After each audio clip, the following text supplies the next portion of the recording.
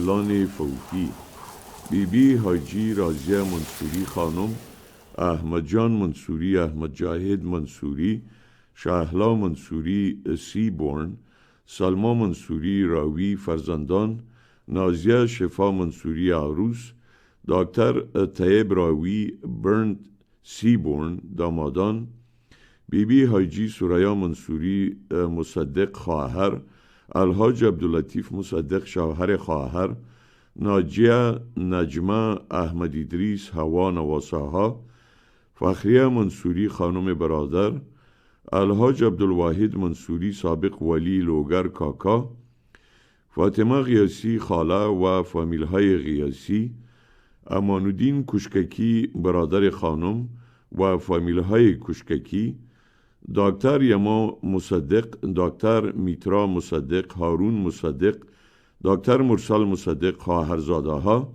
مصطفی منصوری، مرتضی منصوری، فرشته منصوری، منصوره منصوری، نوریه منصوری برادرزاده ها، عبدالوحید منصوری، انجینیر عبدالواجد منصوری، دکتر احمد منصوری، غزال منصوری فرزندان کاکا و باقی فامیل های منصوری مصدق و کشککی نسبت وفات مغفور مرحوم انجینیر عبدالاحد منصوری سابق رئیس شرکت هوایی آریانا به اطلاع دوستان میرسانند که میت مرحومی بعد از ادای نماز جنازه ساعت 1 بجه بعد از ظهر روز شنبه 17 آگوست در هدیره پیرس برادرز واقع شهر نورت هالیوود به خاک سپرده می شود. فاتحه مردانه و زنانه در همان روز در مرکز اسلامی بربنک 7838 سان فرناندو رود سان ویلی کالیفرنیا 91352 از ساعت 4 الی 6 بعد از ظهر همان روز گرفته می شود. برای معلومات مزید با تلفن های 310 654 78 46 و یا 520 730 55 06 به تماس شوید. انا لله و انا الیه راجعون. دست دعا بلند می داریم که مرحوم مغفور انجینیر صاحب عبدالاحد منصوری را خداوند رحمت بداره، جنات فردوس نصیب ایشان. شخصی بسیار نیکی بودن، از سالهای مدید ایشانم می شناختم. شخصی وطن دوست، انسان دوست و مؤمنی بودن. در طول سالها با پاک نفسی و وطن دوستی و ایمانداری زیستن. در جمع دوستان محبوب القلوب بودن. در جمع فامیل یکی از بزرگای بسیار عزیز و دوست داشتنی فامیل خود بودن.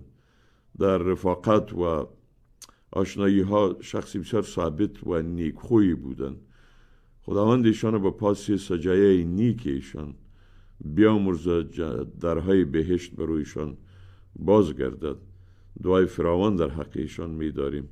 به فامیل گرامی ایشان، خانم محترمی ایشان رازیه جان که دوست و رفیق و همسر سالهای طولانی خود از دست دادن، عزیز ما احمد جان پسر منصوری صاحب، احمد جاهد جان منصوری، شهلا جان، سلما جان و باقی اعضای فامیل، جناب مصدق صاحب، عبداللطیف مصدق صاحب، فامیل گرامیشان، خواهر عزیز ما سریا جان منصوری، فامیل محترم کشککی امانالدین کشککی صاحب و باقی اعضای فامیل گرامی جناب ولی صاحب منصوری، واجد جان و همه اعضای فامیل گرامی ما و کارکنان تلویزیون پیام افغان عرض تسلیت داریم. آمین یا رب العالمین.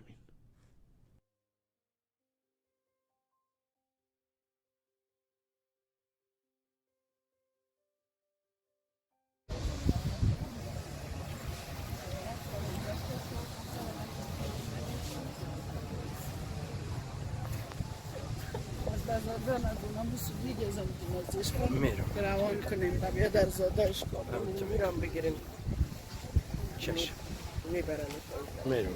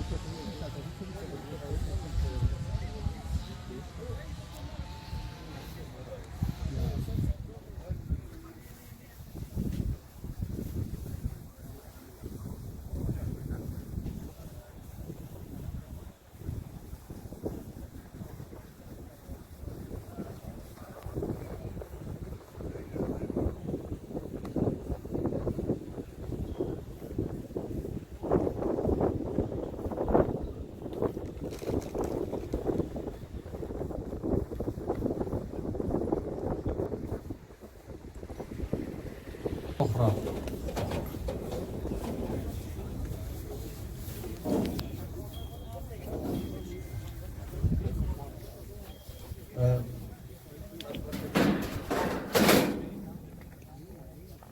جمعی اسلامی و مادر و پدر گذشتگان مسلمان الحمدلله همه چیز میدانیم و آل در دنیای امروزی که ما زندگی داریم در عالم دیجیتال و عالم میدیای پر از شر و شور و هیاهوی همه چیز بر هر کس معلوم است.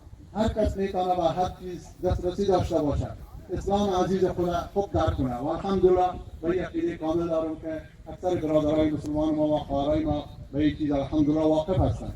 پس میدانیم که این آخرت ما یک صدقه جاریه گذاشته این صدقه جاریه ثوابش برش همیشه میرسه. این چیزهایی است که برش همیشه رفیقش است. رفاقت ما و شما، همدردی ما و شما، دوستی ما و شما سيدنا محمدا عبده ورسوله بسم الله ووضعناه على ملة رسول الله بسم الله ووضعناه على ملة رسول الله بسم الله ووضعناه على ملة رسول الله أعوذ بالله من الشيطان الرجيم منها خلقناكم وفيها نعيدكم ومنها نخرجكم مرة أخرى أعوذ بالله من الشيطان الرجيم منها خلقناكم وفيها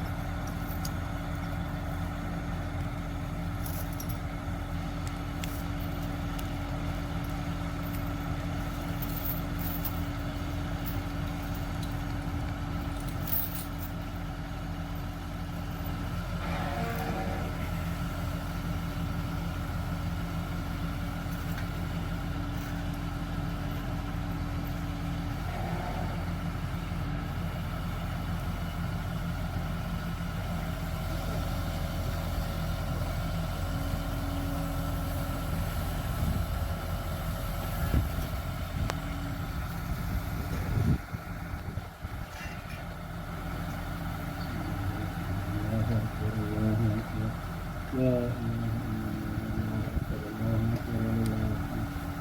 اللهم اغفره وارحمه وتجاوز عنه اللهم اغفره وارحمه وتجاوز عنه خداوندا قبرش و برش از روضات جنت بگردان. خداوندا با دعای عاجزی و با عذر و نیازی که برادران و خواهران مسلمان آمدند هر کدام از اینا دستی که بالا میکنند و دربار تو خداوندا دعای همه را قبول بگردان. از گناهان صغیره و کبیره ما درگذر نما یا الله. خداوندا الی حدیث روضه از روضه های جنت بگردان.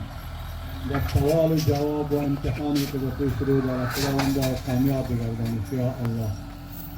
خداوندا از ریح جنت از خوشبوی جنت فردوس الاعلی نصیبش بگردان تا عالمی که بخیر به پیش رو دارند و همه الله موافق کامیابی برشان باشه یا الله یا ارحم الراحمین. بسم الله الرحمن الرحيم منها خلقناكم وفيها نعيدكم ومنها نخرجكم تارة أخرى لا إله إلا الله محمد رسول الله.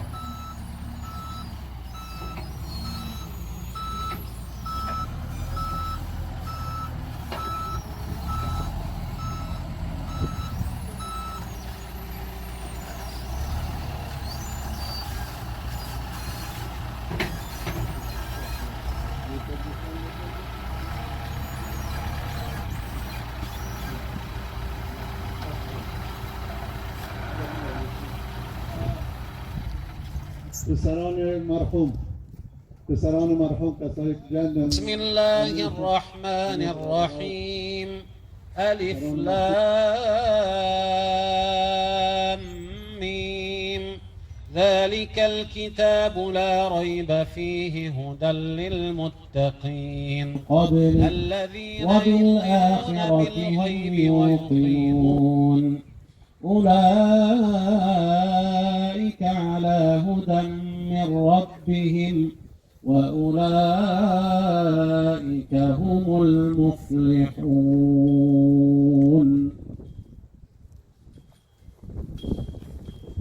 أعوذ بالله من الشيطان الرجيم. بسم الله الرحمن الرحيم. إن نسينا أو أخطأنا ربنا ولا تحمل علينا إصرا كما حملته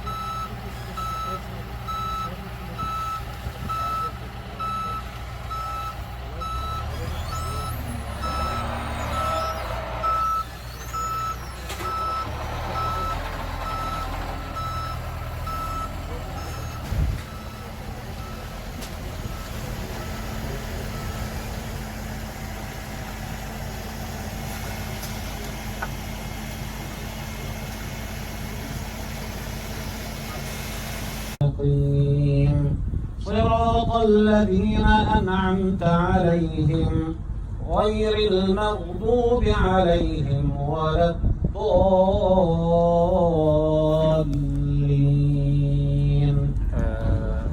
آمين. بسم الله الرحمن الرحيم ألف لام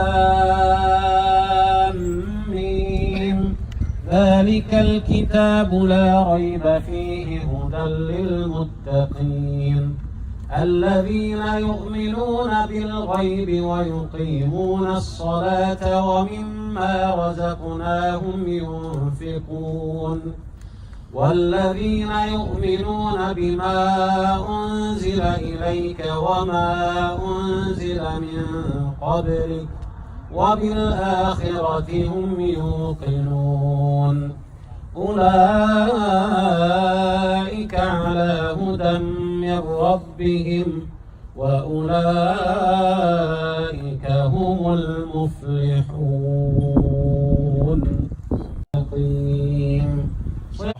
الحمد لله والصلاة والسلام على سيدنا محمد رسول الله وعلى آله وصحبه ومن والاه. اللهم أنزل على قبره الضياء والنور والفرحة والبهجة والسرور واجعله من سعداء شهداء أهل القبور. اللهم إن كان محسنا فزد في إحسانه وإن كان مسيئا فتجاوز عن سيئاته. اللهم زده بالإحسان إحسانا. هر که گوید وصف تو حرفها از خلق و فکر ژرف تو. مسئله دیگه گفتم که شادم رفت از چیزایی که بیش از شعر شد یکی که در چیزی که تخصص داشت خوانده بود او رو به صورت مشگافانه عالمش کرد. در تحریک پیام و حیث یک انجینیر خیلی لایق. چنانچه در بوئینگ کار کرد بعد از افغانستان و 6 سال با سعودی عربی ایرلاین که همو تالنت و لیاقت داشت که هایرش کرد. به هر حال منصوری یا هر کی گوید وصف تو حرفها از خلق و فکر ژرف دو خصلت نیکو خصلت نیکوی تو داد خداست این ودیت در همه پیدا کجاست زین تعلق هر کسی که دور ماند دور ز رمز هستی و از نور ماند دست بازی تو و هر یک بینوا مرهمی بود از ره جود و سخا در همه کارت صداقت داشتی خاصت بر مملکت بود آشتی تو که آهنگی ز خدمت داشتی بر دیاری دور مکاتب ساختی دست صد افتاده بگرفتی به دست این ودیت در تو بود این ودیت در تو بود روزی الست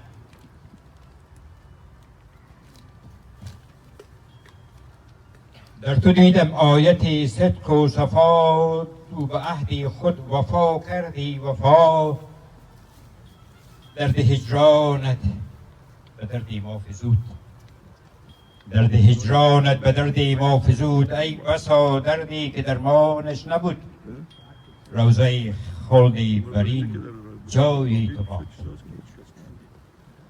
روزه خلدی برین جایی تو باد بر حریم عرش مأوایی حریم عرش مأوایی تو باد. باز هم از تمام دوستان تشکر میکنم لطف کردین زحمت کردین.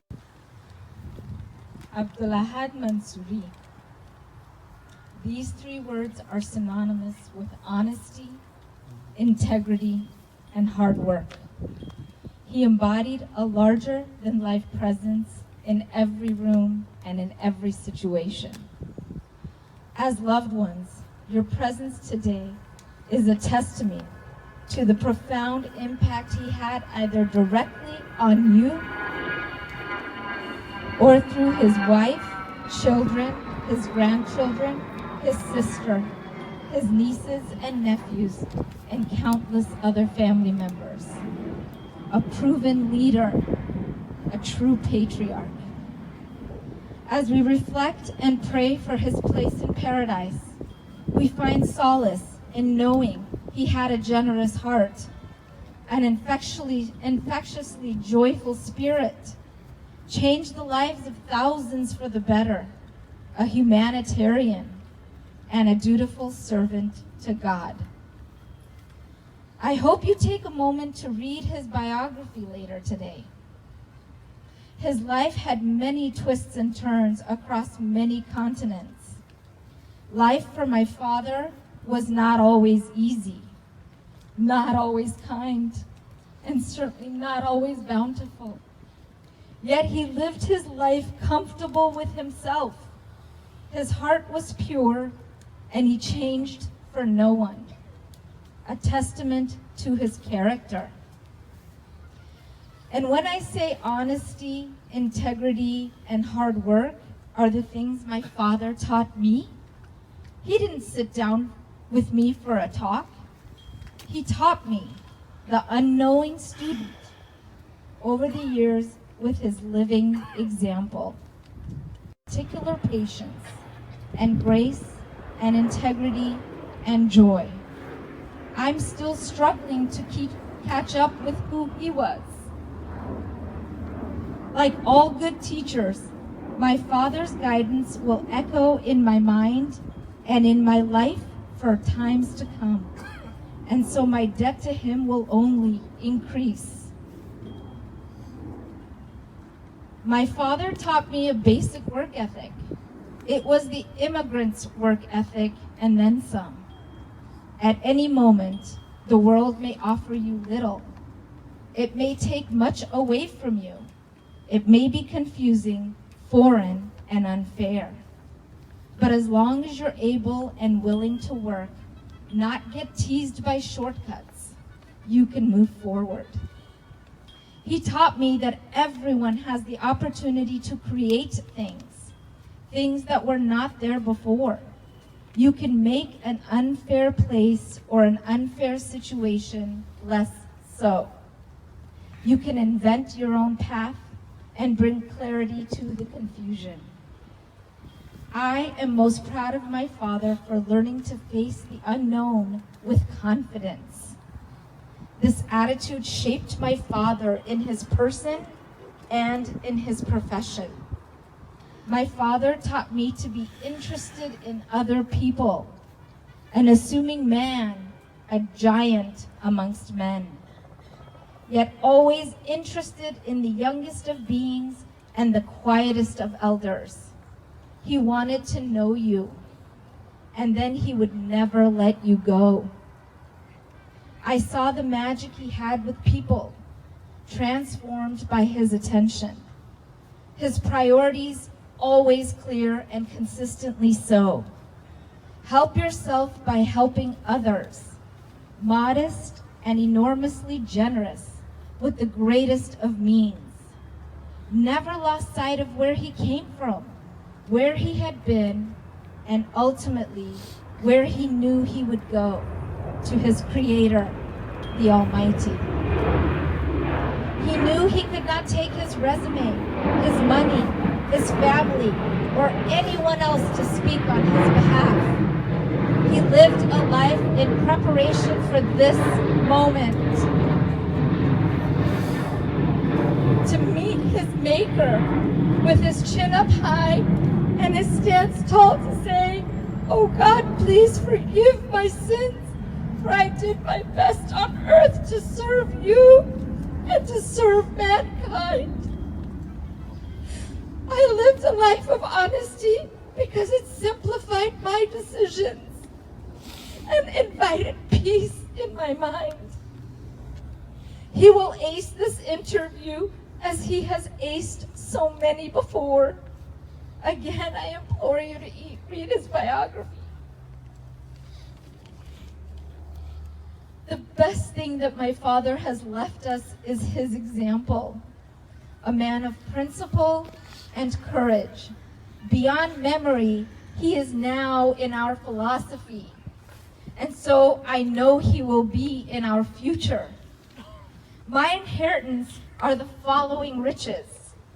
It's independence, confidence, peace, humility, honesty, curiosity, contemplation, a quick and plentiful joy, and an absolute love.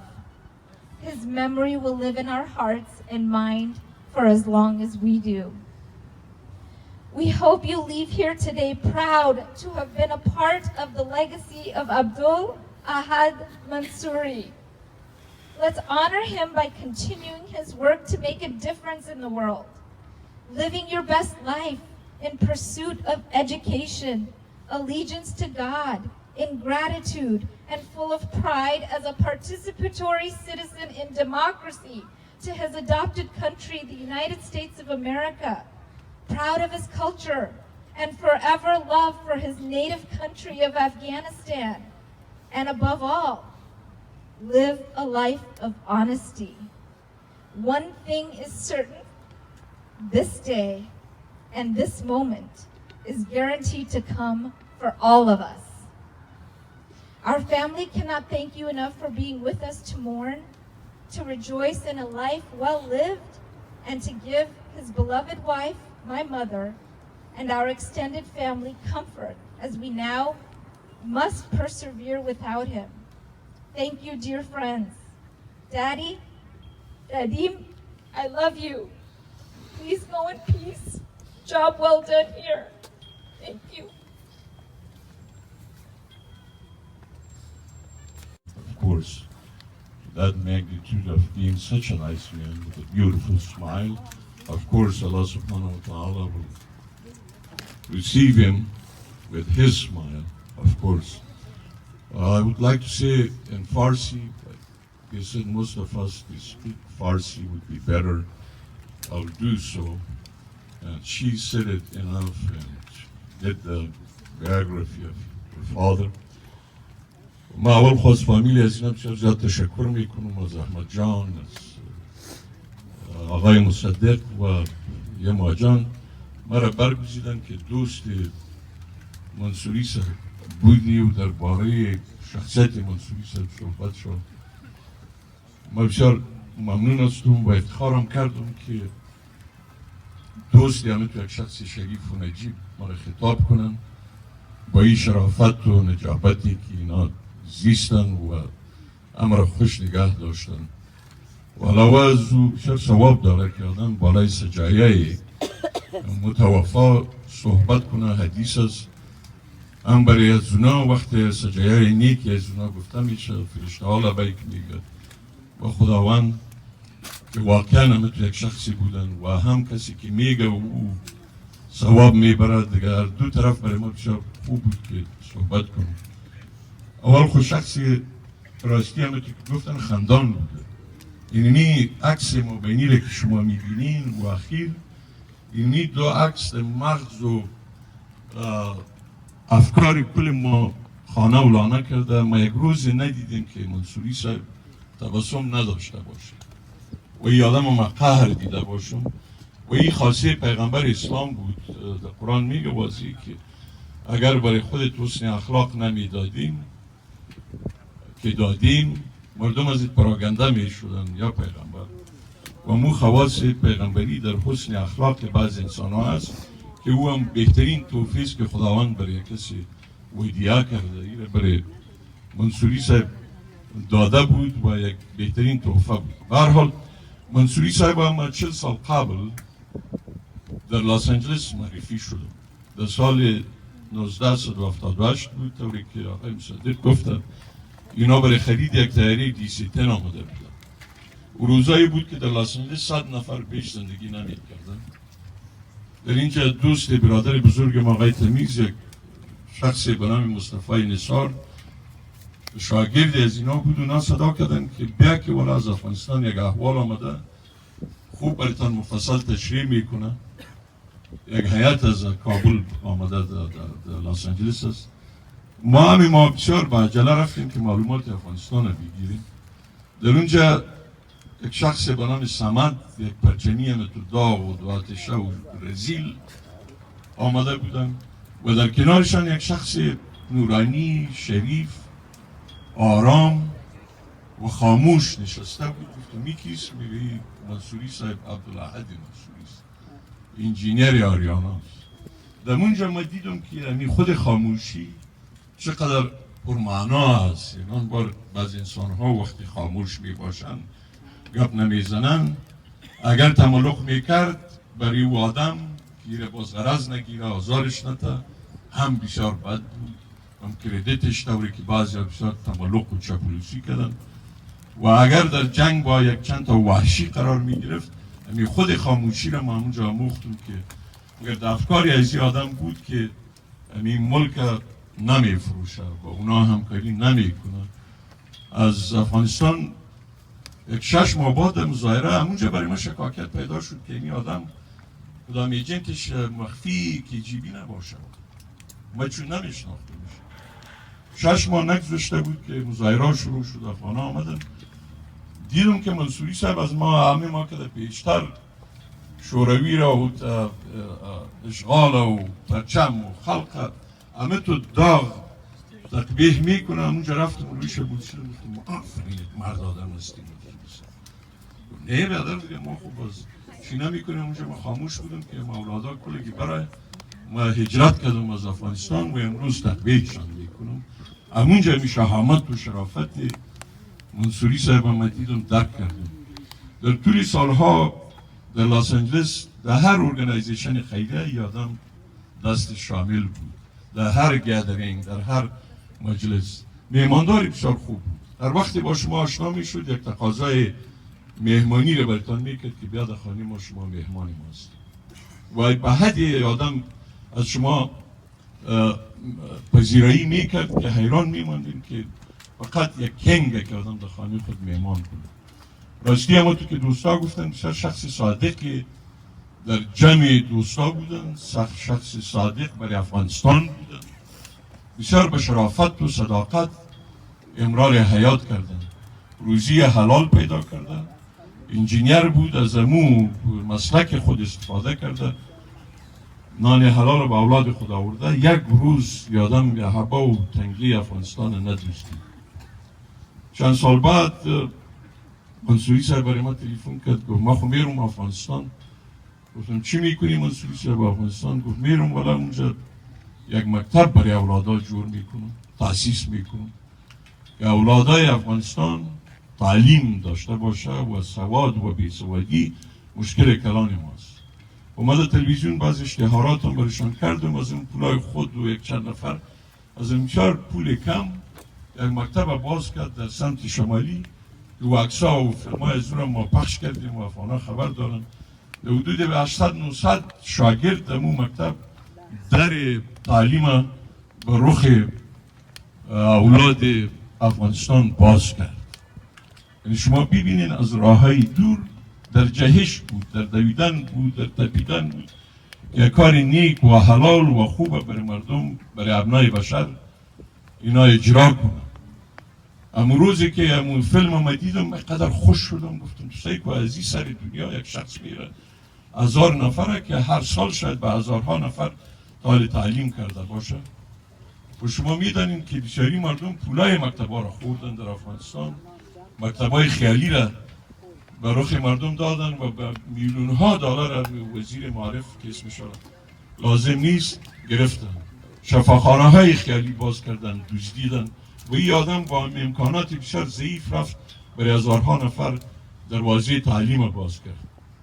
در آخرا منصوری صاحب دیدم گفت که والا ما خب باز افغانستان میرم. گفتم چرا میری باز افغانستان منصوری صاحب؟ و ما را گفتن که رئیس آریانا کار است و خودت اینجا تجربه هم داری و آریانا در خطر از دروازش بسته میشه، این فلایت از بین میره و ما به حیث یک وجیبه و مسئولیت برای آریانا که در اونجا انجینیر بودم و تعلیم کرده بودم و این به حیث یک سنتیمنتال ویلیو برای ما دارم. ما میخوایم که برم آریانا را از ورشکستی نجات بدیم. باز در دل ما گشت که ولای میره. ما همی کسایی که با امرای حکومت افغانستان هم کاری میکنه بسیار بد میره.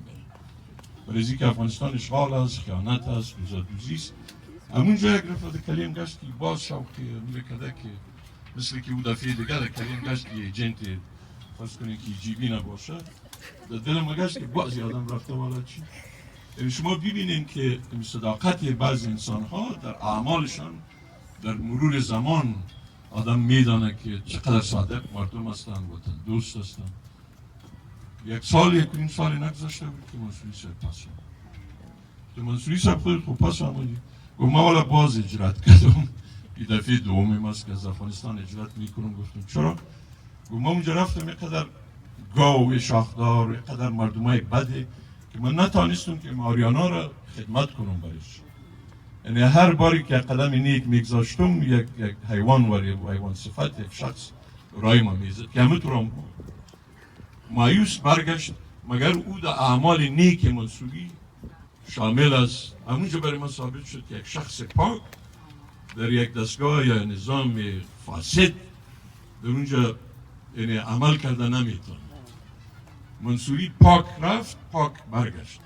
در اون وقتی که پرچم خلق بود پاک در اونجا بود، پاک برگشت. در اینجا پاک زیست، پاک حیات صادقانه و هم در میاریانا انجینیر بودن. باز در اینجا چون یک شخصی بسیار لایق بود، در مکتب هم که تحصیل کرده بودن پولی تکنیک درجه اول فارغ شده بودن، اونجا استاد بودن. باز امریکا آمدن در نورتروپ یونیورسیتی در اینجا با مقامات عالی تحصیل کردن. یک شخص تعلیم یافته افغانستان بودن، یعنی هم تحصیل یافته بودن، هم شخصی بسیار نیک و صادق افغانستان بودن و هم بسیار شخصی با مناعت بودن. تو برای کس سجده نکرد که چاپلوسی کنه و تملق کنه. بسیار genuine. He was a genuine person. He was down to earth. Whoever he shook hands with, you're my friend, he meant it. He was a real person. He was a real champ. He was a role model, especially for all of us, especially in our living in society, in our social life, some people can be our role models. In Islam, in Quran, Allah subhanahu wa ta'ala brings the story of others that we learn from them. The same thing goes in our life, in this era, that we should learn from each other. This man really fully lived and let other people fully live. His wife was a good companion and friend, that she was always happy. And one day he called me, he said, I said, Mansoori said, well, what do you have that you outlasted all the marriages, like been 50 years in this marriage, while the life expectancy of marriages is only 5 or 10 years nowadays? He said, God is helping me, and we love each other, the love in our heart God put, that we tolerate each other, and that's the best formula I can provide. Then I invited him on my TV show to say the secrets of his success in marriage. He came for like an hour or two, he explained to the rest of the world. He was a successful husband, spouse, successful father. His son was telling me, Ahmadjan, that he was calling me brother. Not only my son, you're my brother too. He was so friendly with his family, was so friendly with everybody around him. And that's the success that Allah subhanahu wa ta'ala, the last result wants from us, how much we did for others, the people that they lived in our surrounding. And he was not discriminating. I remember we had a trip, my wife and myself, we went on a trip to Arizona. While we were walking and shopping, I came across an American. His name was Marshall, whoever. And he asked me, where are you from? I said, I'm from Afghanistan. He said, do you know Abdul Mansoori? I said, yeah, very well. He's a good friend of mine. He was talking about Mansoori, how great of a person he is. I was so honored and proud hearing from an American. There was no discrimination in his mind and division, that he treated everybody equally. May Allah subhanahu wa ta'ala grant him Jannah. یه تبسمی که اینجا داره خداوند برش با تبسم اینا رو بپذیره. این درهای مکتب و مراکز خیریه را که بروخ بازعاتان و اینا باز کرده، خداوند در بهشت بروی منصوری صاحب باز بوده. و این دلها و قلوبی را که خوش نگه داشته، خداوند خوش حشر بداریشه و خداوند مکافات فراوان نصیب منصوری صاحب بداره. و این he deserved it. تو یک نیست که وی بسیار زحمت کشیده در اجتماع افغانستان و خداوند انشاءالله انسانهای خدا میدانه، امتحان میکنه در روزهای خم و پیچ حوادث و این آدم از اکثر امتحانات بیرون شد. خداوند گناهان کبیره و صغیرش خداوند بیامرزه و خداوند از زیر سایه مرحمت خود خداوند ایشان حشر بداره و فامیلایشان، خصوصا رازی جان که به جوره شد، اگرچه خود عزیزم بسیار خانم نیکی هستن، اولادایشان ما بسیار دوست داریم، فامیل بسیار نجیب فامیل است، ولی صاحب منصوری اینا و دیگه متحرکین فامیل کشککی صاحب واجی جان که از کانادا آمدن، جان اولادایشان، ما در خدمت شما هستیم با پاس قبر یعنی آدم شب بروز سر ما عمل کنین، ما در خدمت شما هستیم. خداوند تسلیت نصیبتان بداره، خداوند منصوری صاحب را بیامرزه. آمین.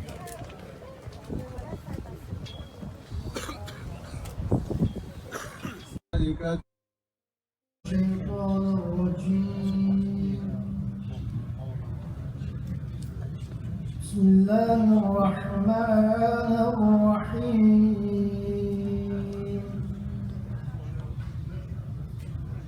قل هو الله أحد الله الصمد لم يلد ولم يولد ولم يكن له كفوا أحد. الله أكبر الله أكبر، لا إله إلا الله والله أكبر. الله أكبر ولله الحمد. بسم الله الرحمن الرحيم.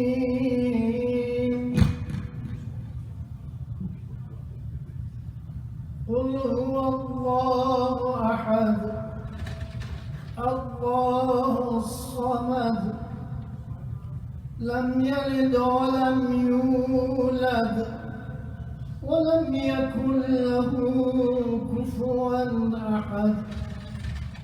كذلك الله ربي وربنا.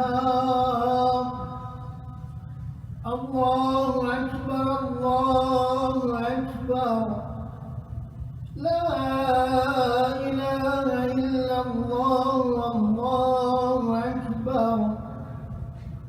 الله أكبر ولله الحمد.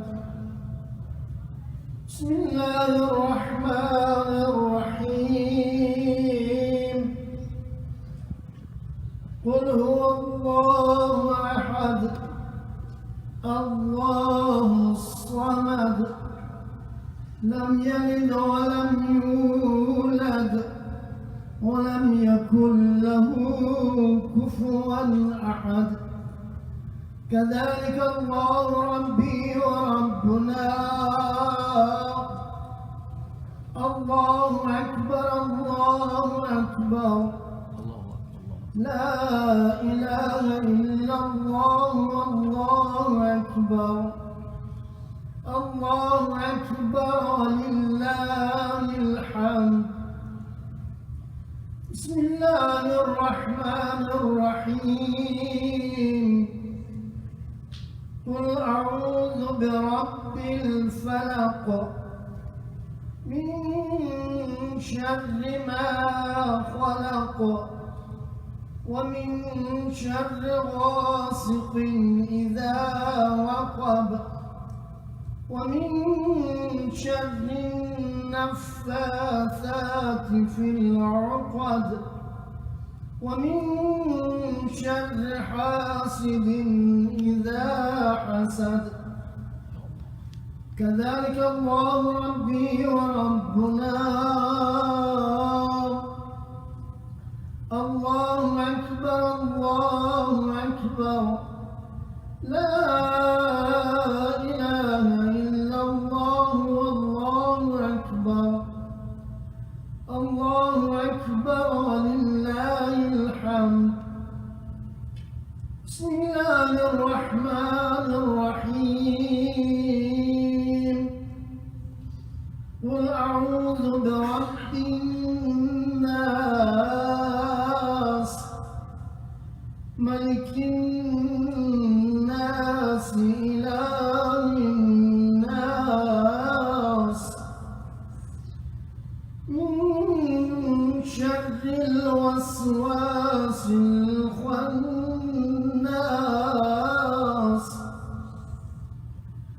الذي يوسوس في صدور الناس من الجنة والناس.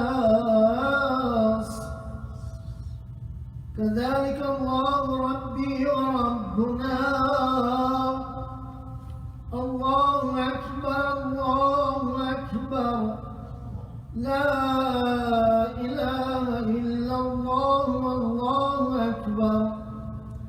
الله أكبر ولله الحمد. بسم الله الرحمن الرحيم. الحمد لله رب العالمين. الرحمن الرحيم مالك يوم الدين. إياك نعبد وإياك نستعين.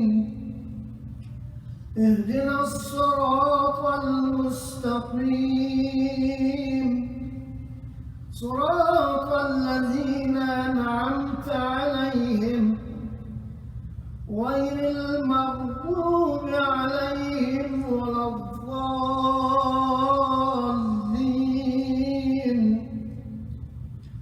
بسم الله الرحمن الرحيم. ألف لام ميم. ذلك الكتاب لا ريب فيه هدى للمتقين الذين يؤمنون بالغيب ويقيمون الصلاة ومما رزقناهم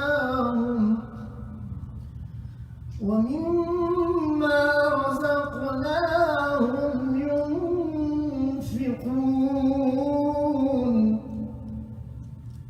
والذين يؤمنون بما أنزل إليك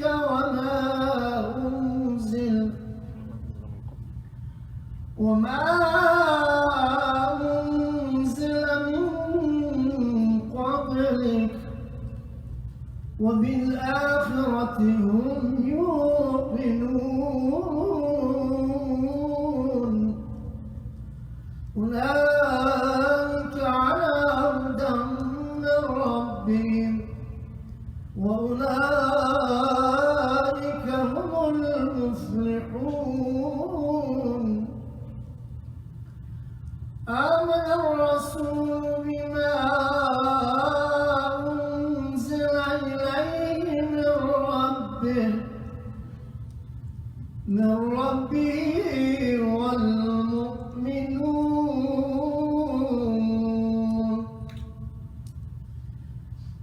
كل آمن بالله وملائكته وكتبه ورسله لا نفرق بين أحد من رسله وقالوا سمعنا وأطعنا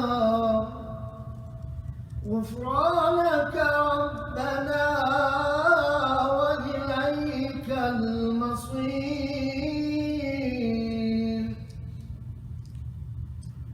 لا يكلف الله نفسا إلا وسعها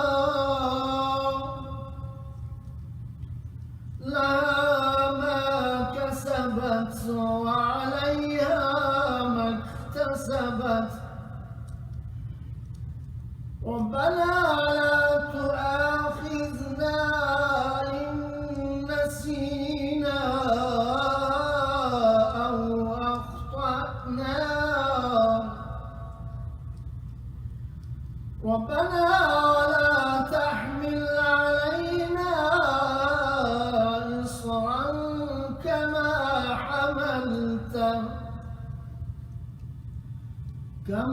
حملته على الذين من قبلنا ربنا ولا تحملنا ما لا طاقة لنا به واعف عنا واغفر لنا وارحمنا أنت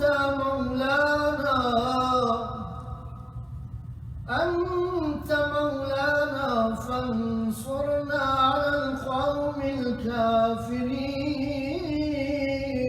آمين. صدق الله العلي العظيم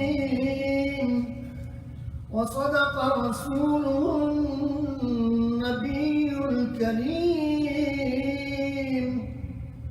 ونحن على ذلك من الشاهدين والشاكرين والحمد لله رب العالمين.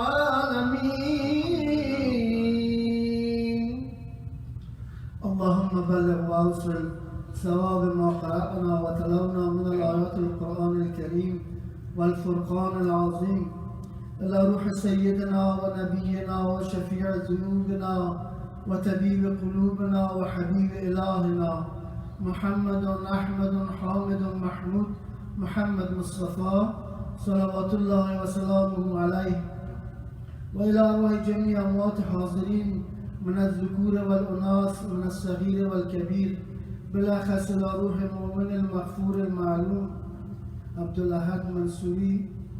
اللهم نور مرقده وآنس وحشته وارحم غربته واسكنه في بحبحات جنات النعيم برحمتك وكرمك يا أرحم الراحمين. الرحمن الرحیم. حاضرین خواهران و برادران و بزرگان، دیگر چیزی محفل انشاءالله و خاتمه رسید. به نهایت ساعت 6 بجه است. الحمدلله موعظه‌ام زیاد شد. خداوند همه را اجر بده که اینجا آمدن و هر قدم اجر گرفتن البته، و آیات مبارک ترجمه هم شد. این یک مجلس اعضا و فاتحه نبود، بلکه یک مجلس منوری بود که از ترجمه آیات کلام الله همه ما مستفید شدیم و الحمدلله و دعا میکنیم که چیزهایی را که شنیدیم در زندگی خود عملی بسازیم. از همه کده مهمتر همین یک آیتی را که خاصتا یاد کردیم که ما لکم لا ترجون لله وقارا. چه شد با شما ای مسلمان ها و چرا شما با خداوند عزت قائل نیستین و عظمت قائل نیستین و شکوه قائل نیستین؟ کلام خدا را، احکام الهی را چرا با آسانی و مسخره میگیریم؟ چرا عمل نمیکنیم؟ این آیت بسیار آیت است که درباره این باید ما فکر کنیم و غور کنیم. و آیات زیادی که تلاوت شد، چون که دیگه وقت نیست همه ترجمه شد. این آیاتی را که اینها فعلا تلاوت کردن جناب مولانا حافظ بسیار آیات برجسته است. اگر ما در ترجمه کل آیات داریم از وقت خود تحتیم میکنیم، وقت رسیده دیگه. در خاتمه بازم دست دعا بلند میکنیم و اهل متوفا و تمام فامیلشان از شما خواهش کردن که جایی که برای یک نظرانه که از طرف از اینها گرفته شده برای ثواب و صدقه به نام خداوند از ثوابش به روح مرحوم، شما همه دوستان و عزیزان دعوت کردن که بسیار جای نزدیک است. از اینجا تقریبا 1 میل یا چیزی کمتر و زیادتر است، دور نیست. دیگر به اونجا تشریف ببرید. تشریف بردن شما در اونجا سبب خوشنودی مدرسه و همه دوستان و عزیزان میشه و سبب مغفرت انشاءالله و مزید ثواب روح متوفا. بازم دست دعا میکنیم که اعوذ بالله من الشیطان الرجیم و اذا اصابت مصیبه قالوا انا لله و انا الیه راجعون. خداوند اونها را غریق رحمت، قبرشان را روضه ریاض جنت بگردانه و برای همه فامیل محترمشان و دوستان و عزیزانشان و دیگر اقربایشان، کسانی که در اینجا و در هر جایی که هستند، خداوند برشان اجر و صبر عطا فرماید و خداوند ما شما را توفیق بده که در اینطور محافلی که میاییم از چیزی که میشنویم، از آن چیزی که بر روشنی قرآن و حدیث برای ما گفته میشه در زندگی خود عملی نماییم، تا که در این راهی که روان هستیم، در جایی که روان هستیم و فکر میشویم، بازم ببینیم که گفته امام حسن بصری رضی الله تعالی عنه گناه گفتن. ما عجب میکنم با کسانی که منظر میبینن باز هم عبرت نمیگیرن. هیچ موعظه ضرورت نیست، هیچ چیز دیگر ضرورت نیست اگر ما فقط عبرت بگیریم که ببینیم که چی برای ما باقی مانده و چی برای ما باقی میماند و با خود چی میبریم، چی به کار ما میاد در عالم برزخی که ما تا وقت حشر و نشر زنده هستیم و در قبر هستیم یا در عالم ارواحی در هر جایی که دعا میکنیم که روحشان در علیین باشد انشاءالله تعالی با همه برادران و خواهران مسلمان ما که گذشتن و گذشتگان های ما شما. اللهم اشف مرضانا ومرضى المسلمين آمين. اللهم اقض حاجاتنا وحاجات المسلمين آمين. اللهم انصر اخواننا المجاهدين والداعين في سبيلك في جميع بقاع الارض يا الله. آمين. يا ارحم الراحمين. اللهم اجعل القران لنا في الدنيا قليلا وفي القبر مونسا ومن النار سترا وحجابا. آمين. وصلى الله تعالى وسلم على خير خلقه ونور عرشه محمد وعلى آله وصحبه أجمعين برحمتك يا أرحم الراحمين. خداوند همه را خیلی راضی بسازد.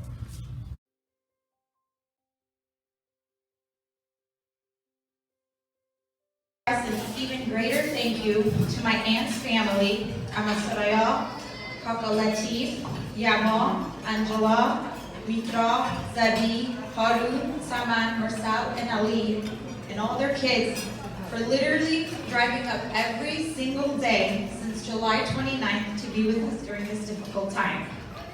Without them, we would not have been able to hold up. Speaking tonight about my father's passing is something I'm still trying to wrap my heart around. Instead of focusing on our loss, I'd like to talk about what I love most about my father. His heart, his love for his family, and for life itself. I could speak about my father forever, but sorry. I wrote this word last week. Anyway. My father lived his life providing for his family, making sure we had what we needed to succeed in life.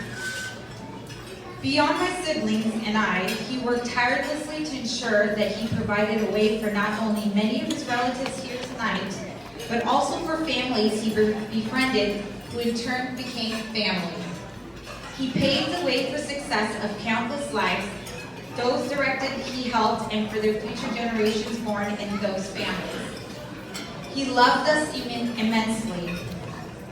For 33 years of my life, on every Valentine's Day, he would send me flowers and chocolate. 7 years ago, I met my husband, and I was convinced that my dad would stop, but he didn't. He continued to find special ways to love me, and I'm grateful to have had a great role model in my life. He taught me how to love and how to be loved. An innate trait of my father was to constantly give. For him, it was not an option to help others, but rather an obligation. As a child, I never truly understood the value of this because I was lucky enough that my parents were able to provide me everything I ever needed and wanted. On multiple trips to Afghanistan, I witnessed my father on several accounts help complete strangers. My dad was not the type of person to aimlessly donate his money. He donated it wisely. He bought carriages so that the poor on the streets selling potatoes on a dirty blanket can now have a clean new carriage to take potatoes around to sell. He paid for the less fortunate to take a vocational program so that they gain a skill that would help them make money. He didn't give money to a student who asked for help for a tent for their school, but rather he built the school for them. I'm not bed. I'm in bed. He funded a new water well on the corner of a residential area that lacked water, and the list goes on. He truly believed the more you give, the more you will receive. His objective was to try to help people get back on their feet or to establish something to sustain their lives. I strive to continue carrying that value within my own life. As most of you know, my dad loved to travel and explore the world. Growing up, I was fortunate enough to accompany my father and mother all over the world. To my father, traveling was considered education. He enjoyed learning, exploring new cultures and countries. In our adult years, my father always encouraged us to travel the world. I will never forget the first time my father met my husband, Taya. I invited my parents to the Cheesecake Factory exactly 7 years ago, I think in August, to meet Taya. When Taya arrived, one of the very first questions my father asked Taya was where he has traveled to. I'll be honest, I found that question to be a bit odd. I guess I always thought perhaps my dad would ask questions like, what's your intention with my daughter? Where do you see this going? But no, first question he asked, where have you been to? Later that evening, I asked my dad why he started with that question, and he said because the desire to travel and explore new countries, especially when they're capable of doing so, tells you a lot about a person. I'm so fortunate that we can continue to travel the world, and I will know he will be with us on every trip. Honestly, I could speak all night about my father. He was an incredible man who not only instilled these values in me, but he taught me what's important in life. He was a teacher and he was a leader. While the cloud of sadness and shock still hangs over me, I find solace in all the life lessons he taught me. Unlike my other siblings, I had the fortune of knowing my father at a later stage in life. A stage where he had already established himself and built a foundation of success. He was a happy man who wanted to celebrate life, and every chance he could get, he wanted to throw a party so that he could gather all of his family and his friends. My family and I realized that tonight's event is slightly unorthodox. But those of you who knew my father knew he was a lively person who enjoyed good company and he enjoyed good food and even better company. When my siblings and I began planning these final services for my father, we knew he wanted his family and friends to celebrate his life. My sister and I walked into this very room 3 days ago and could not stop thinking about our father. We thought that he would absolutely love this place.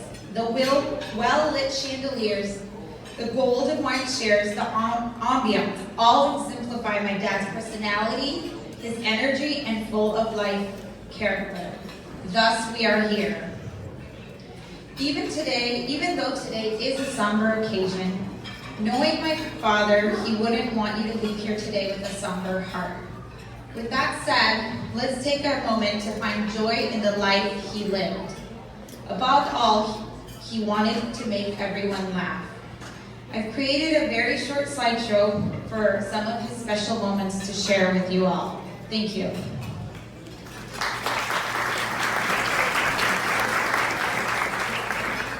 I had the opportunity in one of my college classes to write any story that I wanted. And I wrote a story that my grandmother had told me, and it touched so much of the faculty at school and the classmates that I had, and Ajibaba was ecstatic that I wrote it and loved it, so I thought I'd share some parts of it with what I'm teaching tonight. I call him Ajibaba. He believed that having faith in your heart, a helping hand, integrity, compassion, and practicing accountability were essential to being a good human being. Growing up, partaking in events he organized, and witnessing decisions the patriarch of our family would make kept making me wonder why he did things the way he did.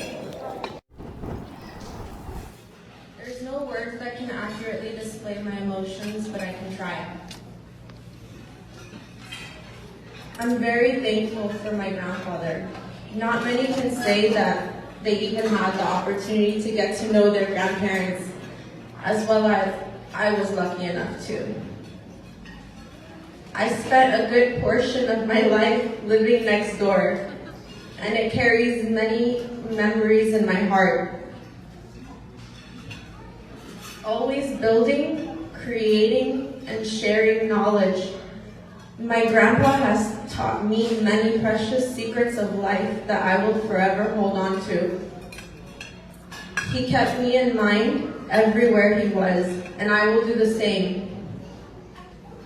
Aji Baba, I love you in a place where there's no space or time. Thank you for taking care of me all that you could and leaving me with the comfort that I have someone special to be returned to. I love you for my life until we meet again.